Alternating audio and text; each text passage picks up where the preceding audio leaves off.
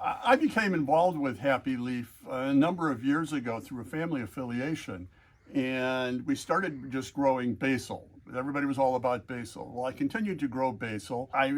Was so successful growing basil that it tasted so good that being a foodie, being a chef, a cook, I really started branching out and growing a lot of different things because the things that I grow indoors with my Happy Leaf lights always taste really good. There's just something about the way that we grow them indoors. They're not struggling for water, they're not struggling in the heat.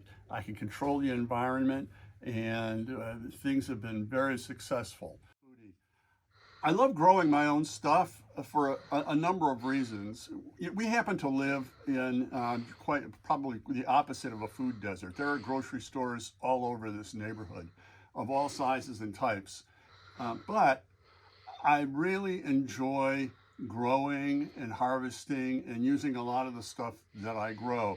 We have a garden outside, but it struggles here in Nebraska with the heat and the lack of rain.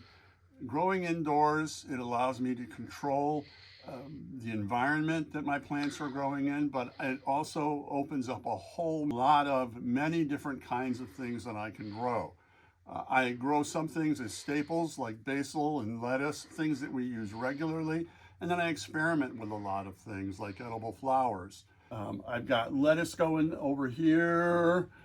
This is a nasturtium. I've been experimenting with edible flowers. I find that they're really good in addition to teas. We've got arugula and basil and parsley. This is something new that I'm growing. This is black cumin seed. This came with a packet of edible flowers that I ordered from Fruition Seeds, I believe. Behind me, I've got mustard spinach. I love growing spinach indoors because I use it in so much in my cooking. I usually grow Corvair spinach. I'm trying a new kind of spinach. I'm trying mustard spinach this time. Very excited about that because I like those spicy greens. Speaking of spicy greens, I've got some spicy microgreens here. These are radish microgreens. We've been eating off of this cutting for several weeks now. Something new that I've tried that we're going to try with dinner tonight are these sunflower seed microgreens. So if you're cooking at home, it makes so much sense to be growing a lot of this stuff yourself because it's always at hand and the taste is like nothing that you will get in the grocery stores. Why don't you tell me about the first time you tried growing collard greens? So I think I had maybe 4, maybe 5 buckets of collard greens down here at one point. And it was insane because I love collard greens. And I just kept thinking that I'll have collard greens all the time if I can grow them myself.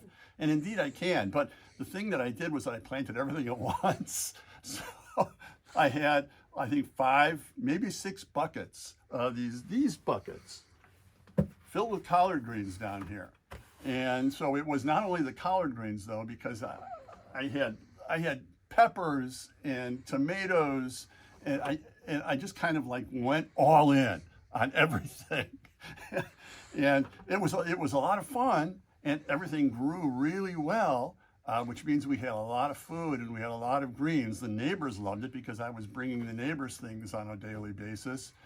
But what happened was then is that when everything was done, I had a lot of buckets with a lot of old collard green plants and old tomato plants, and it was the middle of February, and it was really hard to get them out in the backyard to get everything washed down. So one thing that am still learning is how to stagger things so that I always have something.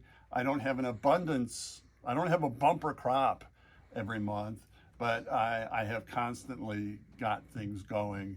So I'm going to be checking in every now and then with some things that I'm growing and things that I'm cooking with what I'm growing. But we also have a small grow upstairs in our dining room, which I think is very practical. And I think it's something that it would benefit a lot of people to have things like lettuces growing in their dining rooms. First of all, it's very pretty, but it's also very practical. And it's a lot of greens to use when you're thinking about what's for dinner tonight. That's a big question. What's for dinner tonight? So I'm going to be sharing my grows, but I'll also be sharing recipes. I've been cooking for many, many years. I love to bake, and cooking is my favorite thing to do. So I'll be sharing.